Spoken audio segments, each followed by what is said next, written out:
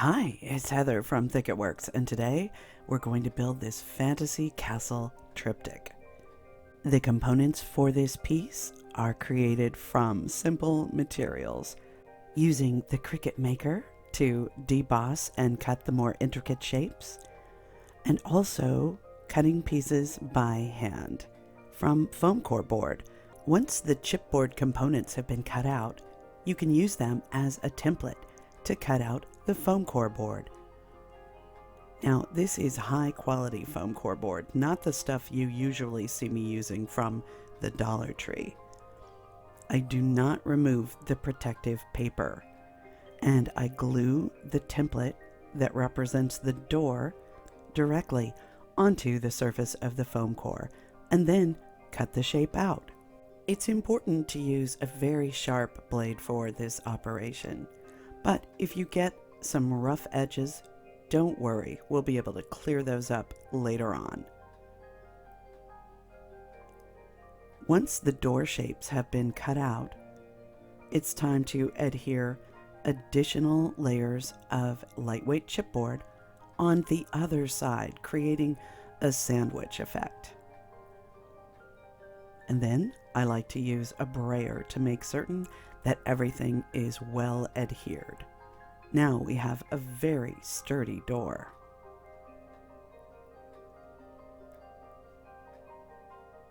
Repeat this procedure for the other door. Applying adhesive, lining everything up, and using a brayer to make certain it's well adhered. Once the adhesive has cured, you can neaten up the edges of the foam core with sanding tools.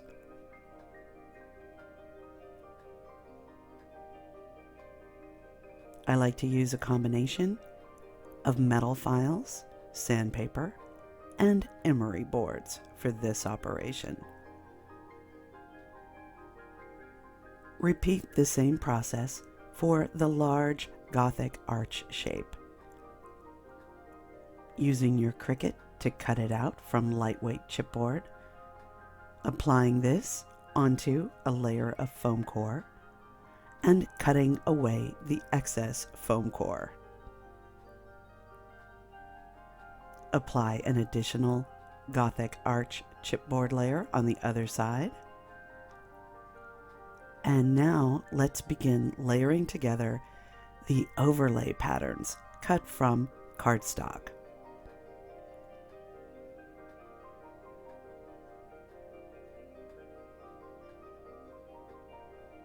I like to work from one end to the other, gluing one section at a time, for a total of 2 layers of cardstock for each piece. Once these have been layered together, I'm hardening them by applying water-thin superglue directly over the top of the cardstock and gently working it into the surface with an old gift card. Now, these overlay pieces are very sturdy. I'll repeat the same process for the large Gothic arch. This is intended to cover the back of the piece on the exterior. And again, I like to work in sections.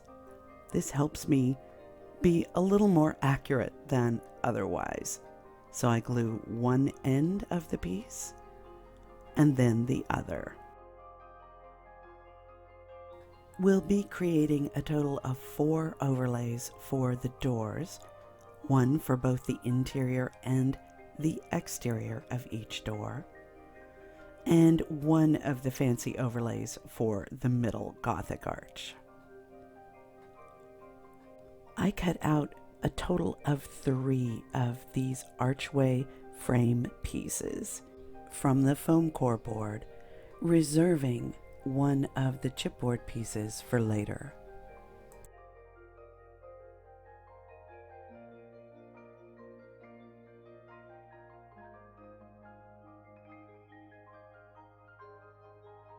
Again, a really sharp blade is the way to go when cutting through all of these layers of foam core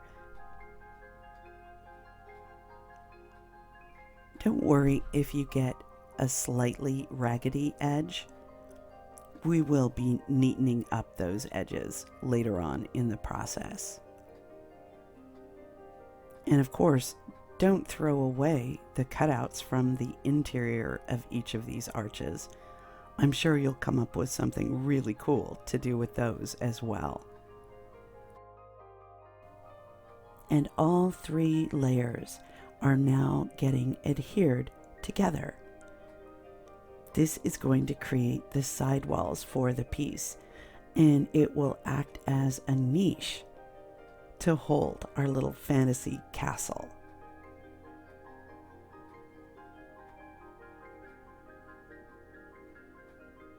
Three layers makes that niche just deep enough. And once the adhesive has cured, it's time to neaten up all of those edges. Now, to neaten up those edges even further, I decided to cut strips of cardstock that are the same width as the depth of this niche. And I'm just folding them and then creasing those folds so that they will wrap around the exterior of this piece. I'm beginning at the bottom and covering it, adding little flaps that come up either side and pressing those into place before coming back and adding additional strips on the exterior from the peak of the arch all the way down each side. Now, they don't reach all the way to the bottom, but they do create a much smoother exterior, and I like that. I decided to add that treatment to the interior of this arch as well.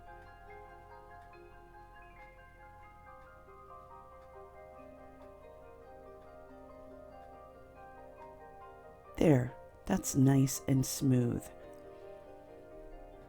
And I can just remove any excess cardstock using an emery board. This is how the construction will finally go together.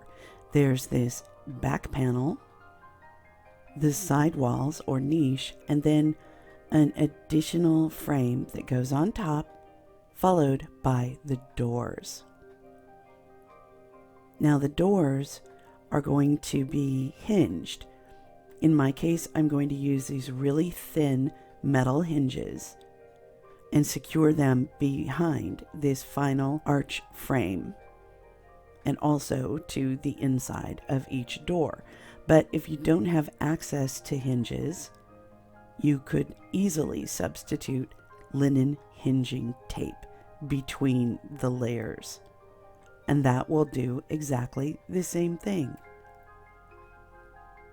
Now, to create the hardware for the exterior, I'm layering together all of the pieces of cut cardstock that make up the latch and the backing plates and the little catch piece. I just love these clips. They make it so much easier for me to be accurate when I'm gluing together layers of cardstock like this.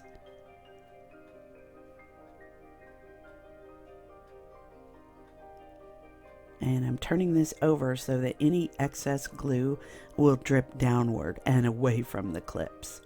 And then I just remove them after a few seconds. And then harden the exterior of the latch. Now comes the really finicky part, and that's layering together all 8 of these tiny cut pieces of cardstock, one on top of the other. And it's kind of hard to see, but there is one narrow side and one thicker side, and there's a reason for that. So make sure that as you glue these one on top of the other, you are lining up both the narrow side and the wider side.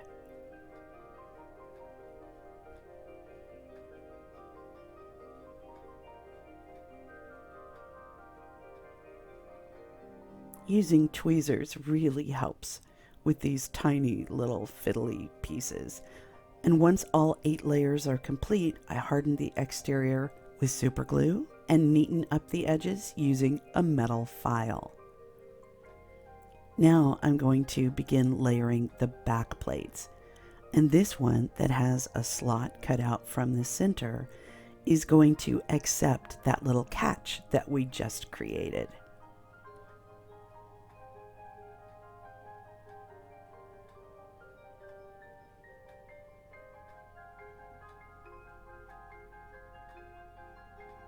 I find it really helps with this particular piece to pierce through the holes using a toothpick. That helps line all of the layers up.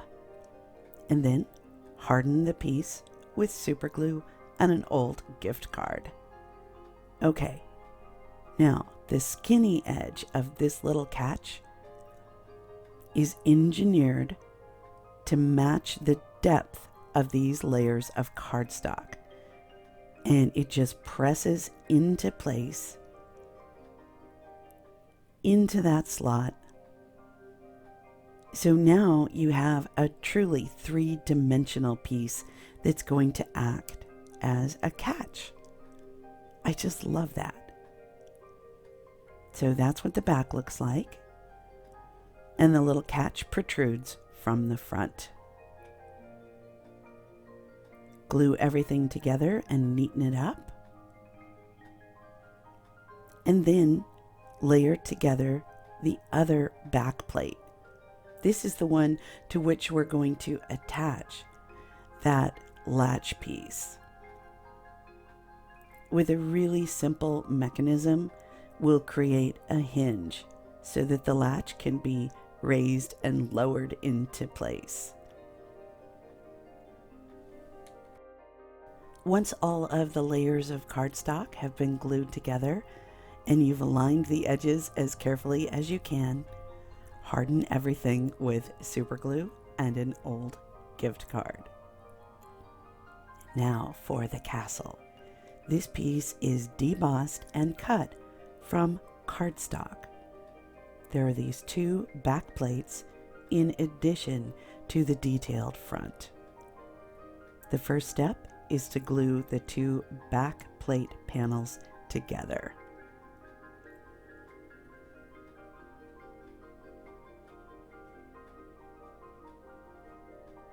Line up all of the edges and make certain that the window apertures are also aligned. I like to use this tool to help me create sharp creases on pieces like this. It's a little hand seamer intended for use with metalworking. I picked mine up at Harbor Freight for just a few bucks. And it's extremely helpful.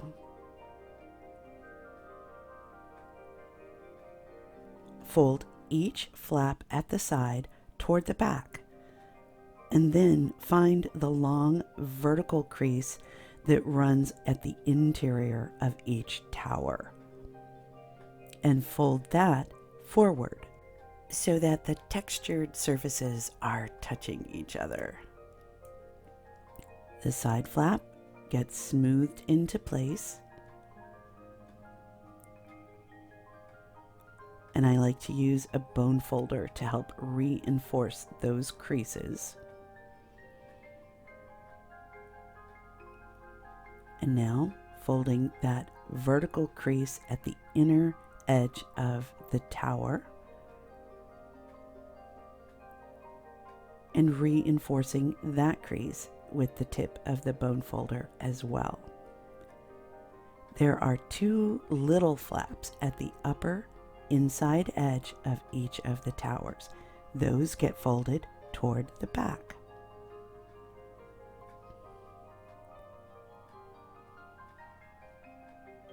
And then reinforced with a bone folder.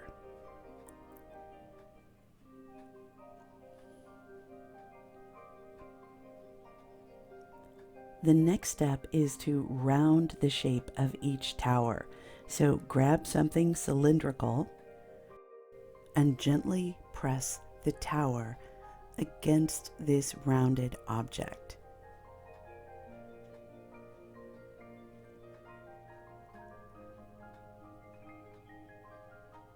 Until you get a nice soft curve for each of the towers.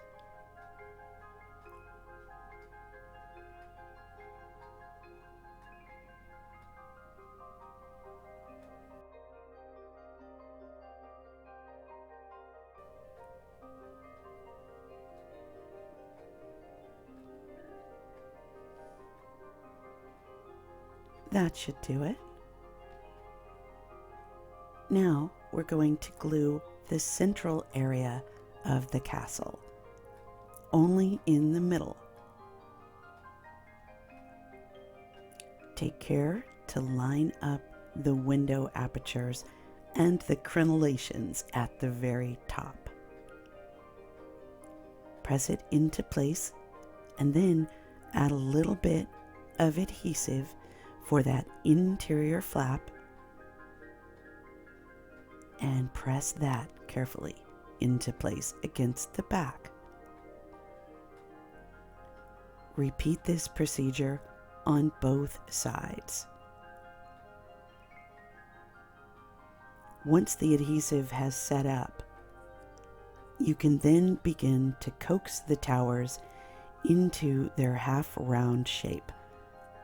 Apply adhesive and then line up the exterior edge with the back plate. That will result in that gentle curve.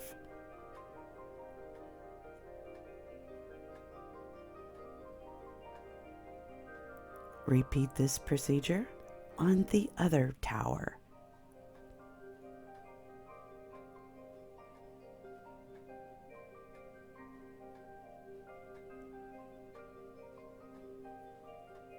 I just love that.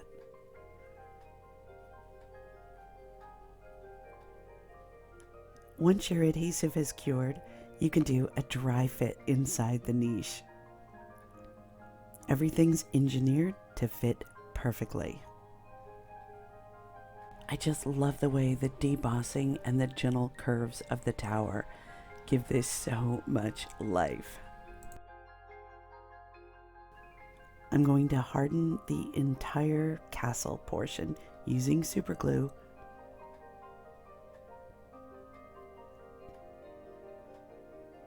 And even though this is just cardstock, once it's been hardened with the super glue, and especially after it's also been painted, this piece is going to be really strong. Now I'm just sort of sloppily marking out where the castle fits against that large arch in the background. This will help me know where I need to paint. And I'm actually going to be painting the castle first. I use a little bit of chocolate brown, some tap water, and black to create a thin, dark wash. And this is my first layer of painting on the castle.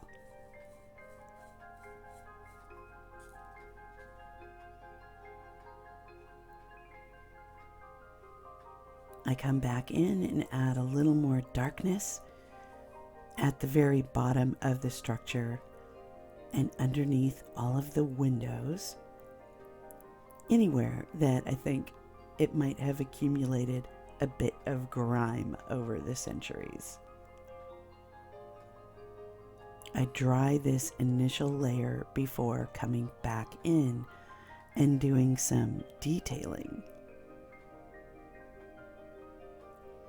All of the outlines of the components of the castle have been debossed into the surface of the paper, so there's really no guesswork. All you really have to do is choose your colors and your techniques and paint along all of the lines.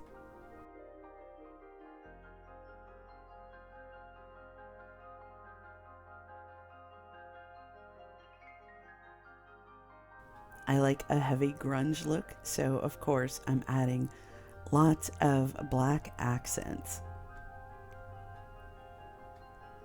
outlining all of the windows and adding grime and streak effects. These detailed brushes from Arteza are doing a great job. I really don't have any complaints about them.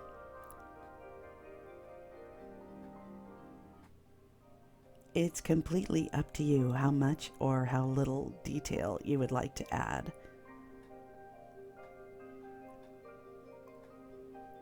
At this point, I'm adding more of the rich chocolate brown to help distinguish this timber door from the rest of the edifice.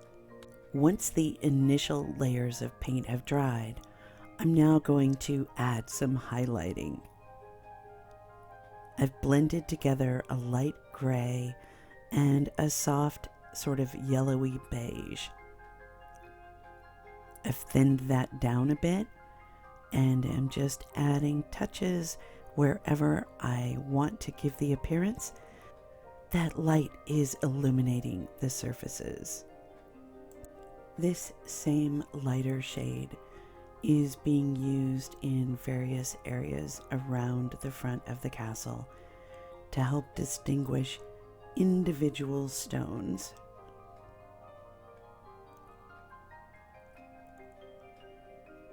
I'm not concerned with perfection.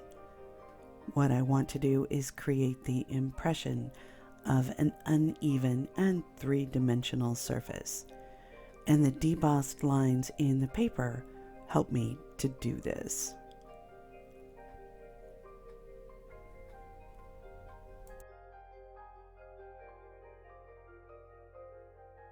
At this point, I want to reinforce some of the shadowed areas and also the front of the door, adding in a bit of darkness and shadowing wherever it strikes my fancy.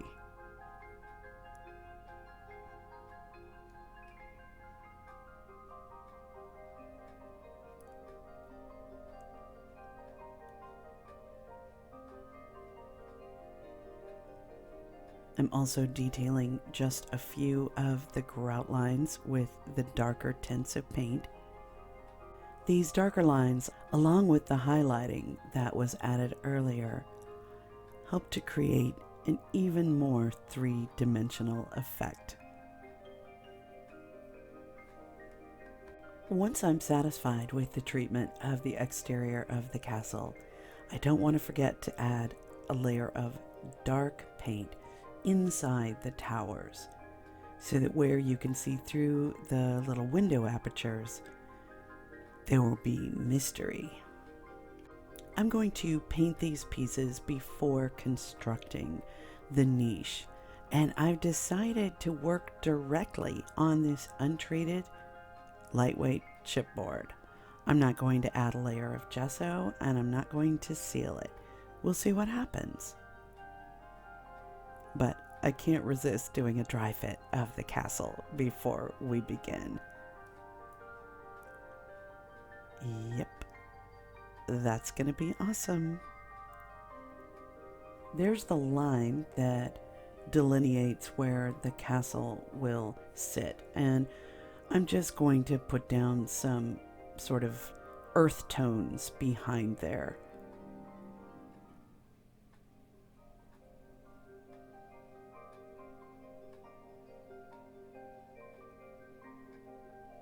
Now I'm going to work on a sky background at the top of this area. I'm really interested to see how this paint interacts with the raw chipboard. As expected, the chipboard does soak up a great deal of the first layer.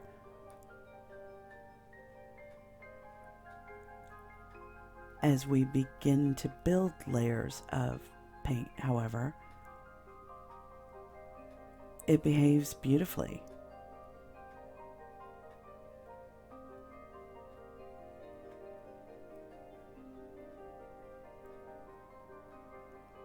Now I'm coming back in with a dry bristle brush to blend everything together. I've added a small amount of retardant to the paint to keep it from drying too quickly. And that allows for softer blending effects. These pieces aren't attached to each other yet, but I do want to think about them as if they were a whole. So I'm lining everything up and putting down the background layers.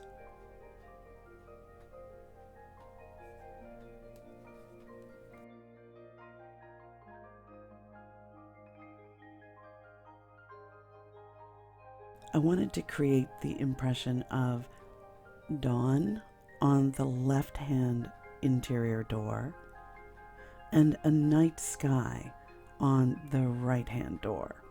So this is going to be the right-hand door, and I'm adding darker tones to it and blending them out. And then creating sort of misty, cloudy areas against that darker background.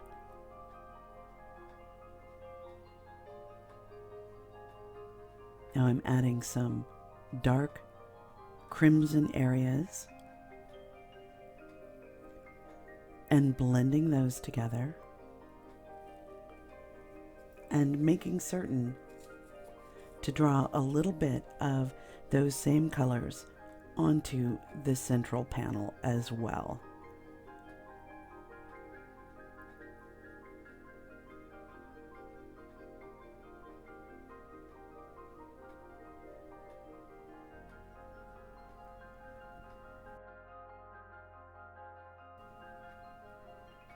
Now I'll be using some of the same lighter pink and crimson colors on the dawn side.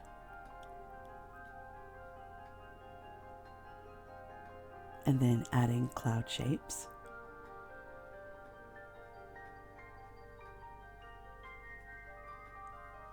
And blending them out with a dry bristle brush. A sprinkling of stars in the night sky.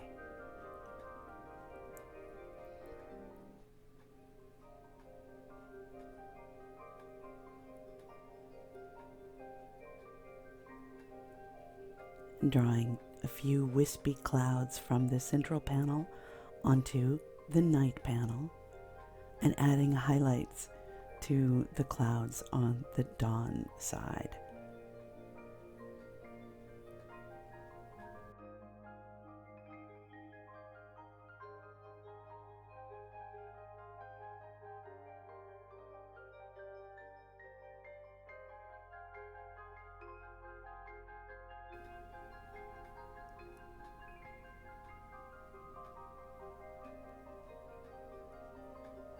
Now I'm blending out some of those shapes on the right-hand side to create the impression of misty nebulas. The center panel is meant to evoke the feeling of a bright summer day with just a few clouds in the sky. I'm not sure if I've pulled off this transition from dawn to day to night the way I had envisioned, but I'm still having a wonderful time. More stars of varying colors with a few sprinkled onto the center panel.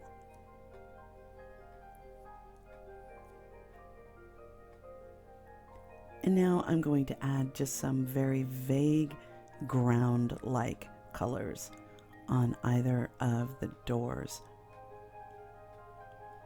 Nothing too detailed, I just want to create the impression of a horizon in the distance.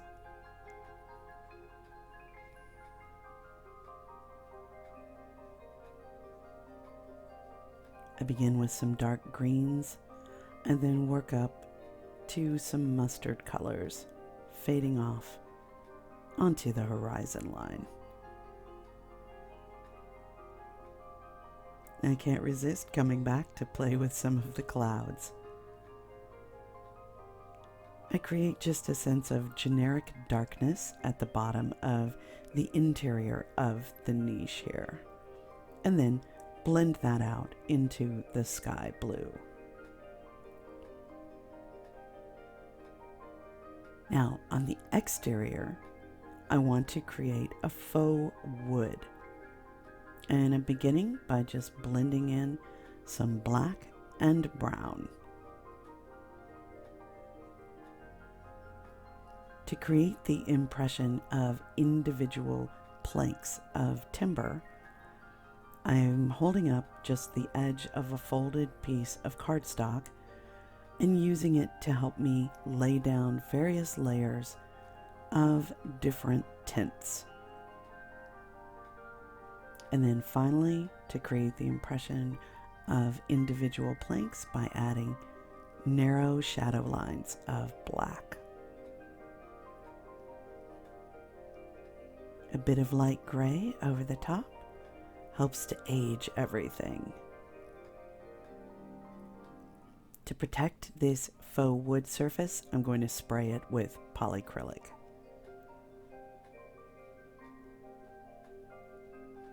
Now it's time to work on putting together the closure.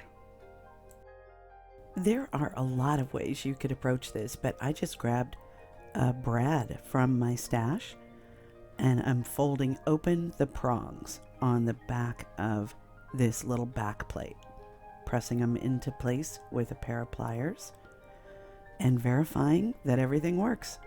And it does. Before installing the hardware on the front, we're going to add these decorative overlays. This large overlay is going to be applied to the back panel. This is a simple matter of applying adhesive and lining this piece up as we glue it to the back panel. Now you can use your choice of adhesive, but you really want something with good grip and permanence.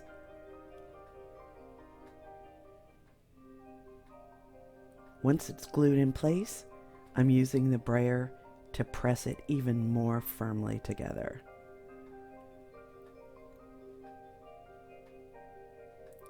Now I'm going to be mounting the sidewalls that create the niche onto the painted backboard. And then it's time to install the castle. It just gets glued in place.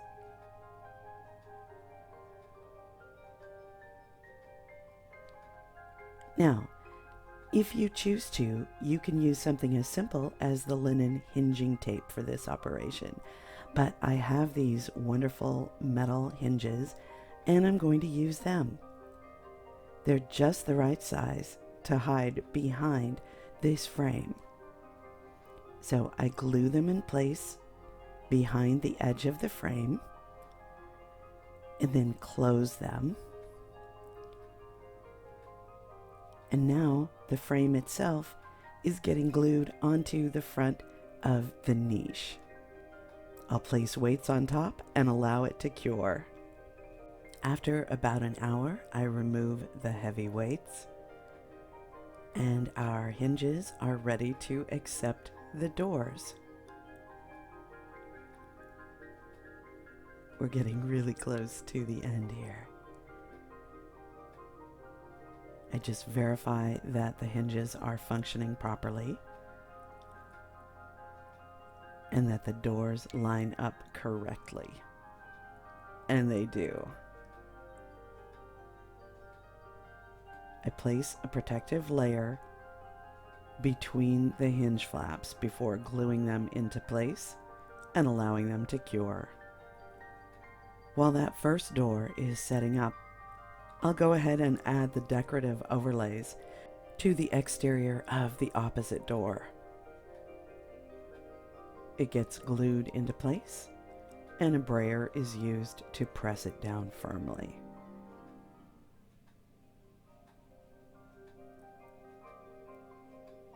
The first set of hinges is now complete and cured. Time to glue in the second door. I'm using a gel style superglue for this operation.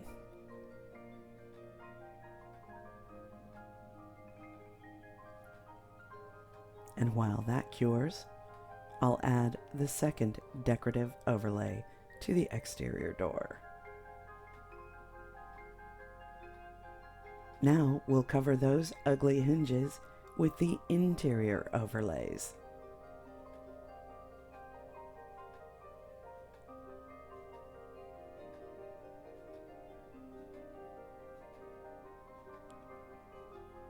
Now it's time to work on the hardware. To hold the prongs of this brad firmly in place, I'm going to glue a tiny square of cardstock directly over the top.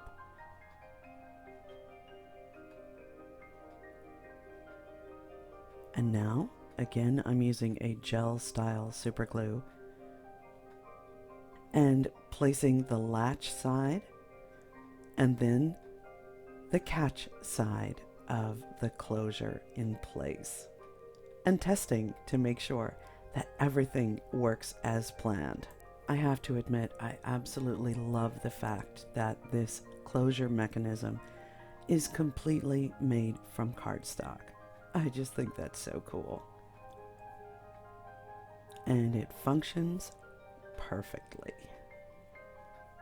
To give this elegant set of Gothic doors an even more medieval feel, I'm going to add tiny nail heads.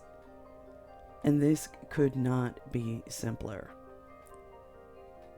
With UV resin, you can just dot the material anywhere onto the surface of the piece that you want to see a tiny nail head appear. And then you can cure the resin. Even though it's transparent, you'll never notice that because it completely reflects the color of the background that you've placed it on. Here, I decided to try using a nail dotting tool, and it worked really, really well. And even though the nail heads aren't mathematically spaced apart or even very consistent in size, I think that the final effect is worth the tedium. And at this point, here's what we've created. To add just a little more liveliness to the scene, I'm going to be adding faux foliage in the form of this very simple recipe created from 1 tablespoon of PVA glue, 1 tablespoon of dried cilantro leaves, and 5 drops of bright green India ink. This mixture can be applied to what would be the ground plane using a palette knife. And to create these faux vines, I've thinned the mixture down just slightly with some tap water, and I'm applying it with a very small brush.